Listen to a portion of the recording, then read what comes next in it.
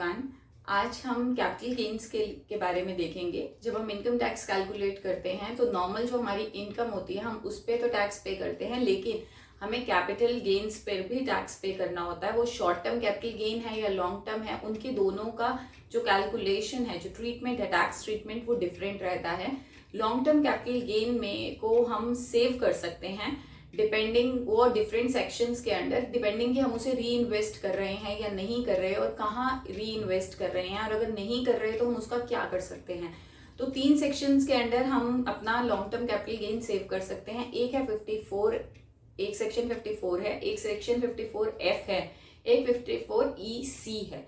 तो आज जो हम डिटेल में देखेंगे वो 54F देखेंगे कि 54F के अंडर हम अपना टैक्स कैसे सेव कर सकते हैं। तो चलिए आप देखते हैं सेक्शन 54F के बारे में। सबसे पहले देखते हैं कैपिटल गेन्स। कैपिटल गेन्स क्या होते हैं?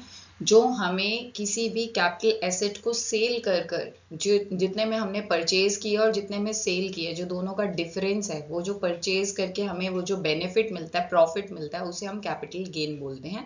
लेकिन वो कैपिटल एसेट्स का ही होना चाहिए, जैसे कि land, building, shares, mutual funds, gold, वो कुछ भी हो सकता है। मूवेबल, इमूवेबल एसेट, कोई भी कैपिटल एसेट को अगर हम सेल करते हैं और उस पर जो हमें बेनिफिट होता है परचेज प्राइस के अगेंस्ट, उसे हम कैपिटल गेन बोलते हैं।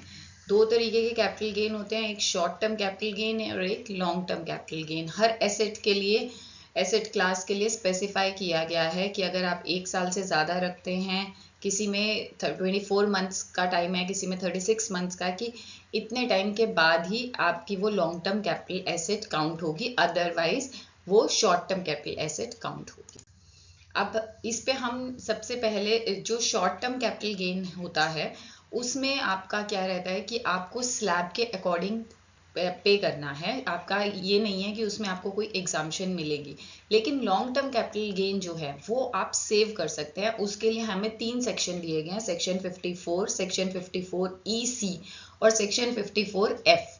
आज जो हम डिटेल में देखेंगे वो हम देखेंगे सेक्शन 54F, जिसमें सबसे पहले एग्जाम्पशन के लिए कोई भी सेल प्रोसीड्स जो हैं, आपके कोई भी कैपिटल एसेट को सेल करके जो आपको गेन हो रहा है वो इसमें कंसीडर हो सकता है, उसमें एग्जाम्पशन हम क्लेम कर सकते हैं। लेकिन वो रेजिडेंशियल प्रॉपर्टी नहीं होनी चाहिए। जो आप एसेट सेल कर रहे हैं वो रेजिडेंशियल प्रॉपर्टी ना होकर उसके अलावा कोई और कैपिटल एसेट होनी चाहिए। एक्सपेंसेस जितने भी आपके सेल के होंगे वो उसमें इंक्लूड होंगे।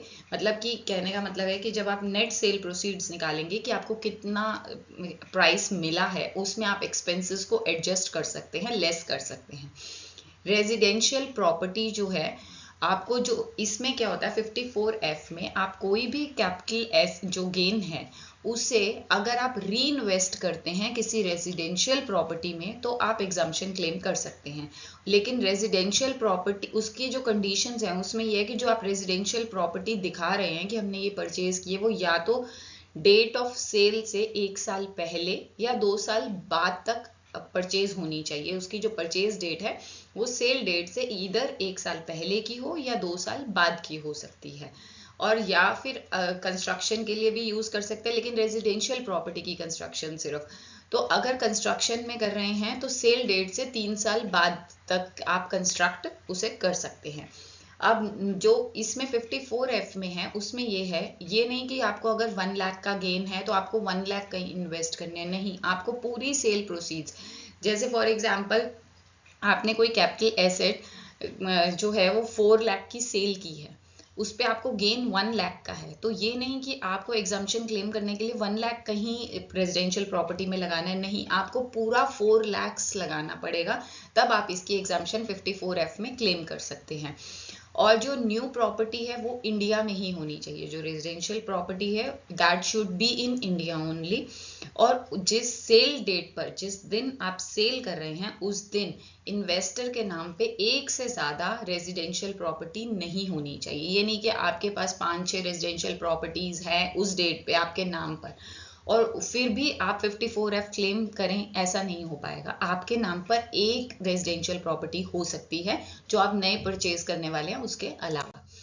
उसके बाद है उस जो आपने दिखाया है कि आपने न्यू रेजिडेंशियल प्रॉपर्टी में या तो परचेज किया या कंस्ट्रक्ट कर रहे हैं, वो आप अगर परचेज की है तो उसके बाद आप 3 साल तक, जब एग्जम्पशन क्लेम कर रहे हैं 3 साल तक आप उसे ट्रांसफ़र नहीं कर सकते हैं। और अगर जो उसके बाद है, investor should not purchase another residential property, आप कोई और प्रॉपर्टी भी परचेज नहीं कर सकते 2 साल तक। 3 साल तक आप खरीद नहीं सकते और 2 साल तक आप परचेज नहीं कर सकते कोई और property. Investor should not construct another residential property, अगर आपने कंस्ट्रक्शन में दिखाया 54F की एग्जाम्पशन, तो आप कोई और प्रॉपर्टी कंस्ट्रक्ट नहीं कर सकते 3 साल तक के लिए। और जो इसकी कैपिंग है, जो मैक्सिमम आप 54F में एग्जाम्पशन क्लेम कर सकते हैं, वो है 10 करोड़ की।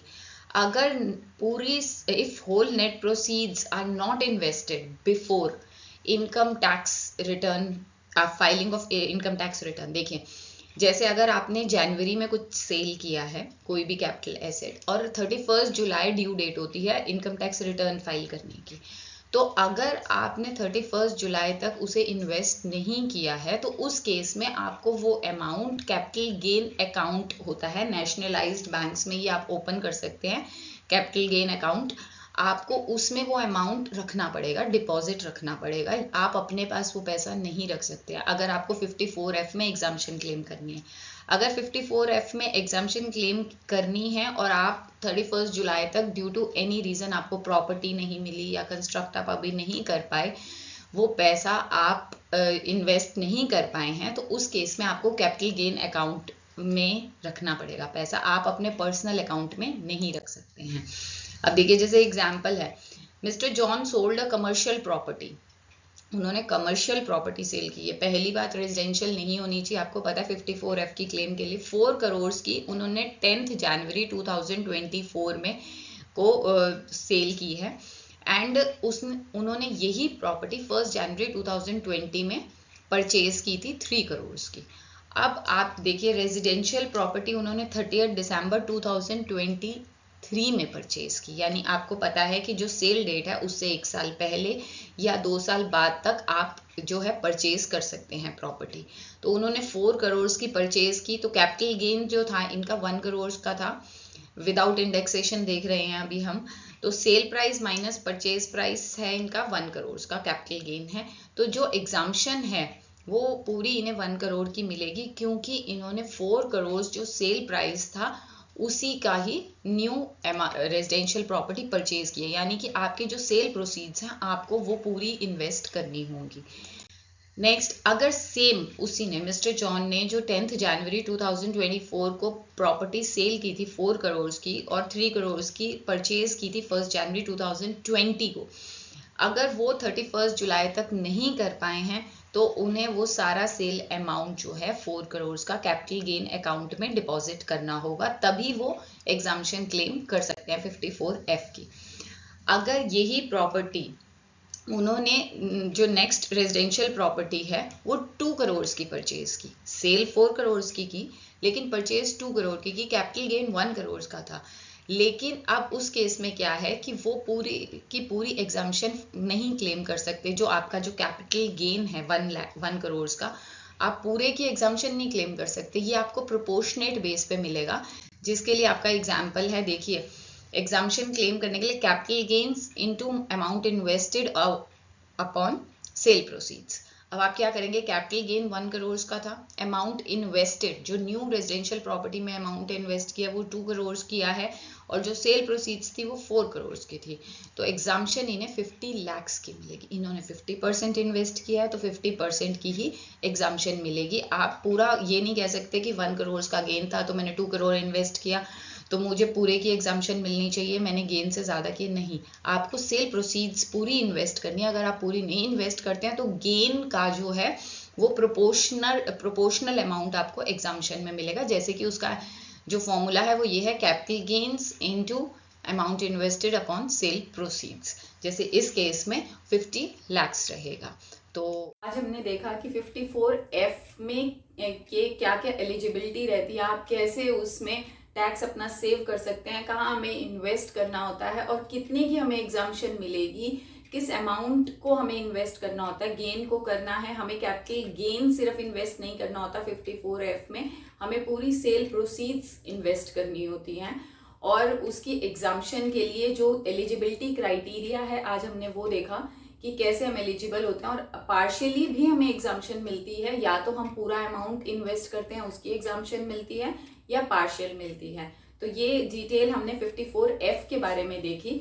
नेक्स्ट हम देखेंगे, जो नेक्स्ट वीडियो है वो हम सेक्शन 54 के बारे में देखेंगे। फिर हम देखेंगे कि इन दोनों का कंपैरिजन करके 54 और 54F का कंपैरिजन, और क्या हम उसे साइमल्टेनियसली क्लेम कर सकते हैं या नहीं कर सकते हैं, एक साथ दोनों सेक्शंस के अंडर एग्जाम्पशन क्लेम हो सकती है या नहीं हो सकती है। अगर आपको ये वीडियो अच्छी लगी है तो प्लीज़ आप लाइक कीजिए, शेयर कीजिए और सब्सक्राइब कीजिए। कमेंट करके बताइएगा अगर आपको ये वीडियो अच्छी लगी, और अगर किसी और चीज़ पे आप क्लैरिफिकेशन चाहते हैं, किसी और टॉपिक पर आप चाहते हैं कि मैं वीडियो बनाऊं, तो प्लीज़ वो भी कमेंट करके बताइए। Thank you for watching.